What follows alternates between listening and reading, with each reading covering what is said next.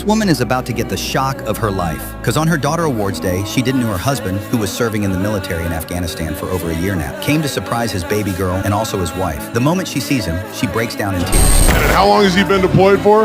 A year. Over a year. Well, I've never been around a school with so much spirit, and they say sometimes spirit brings miracles. So students, please join me in welcoming home early from Afghanistan.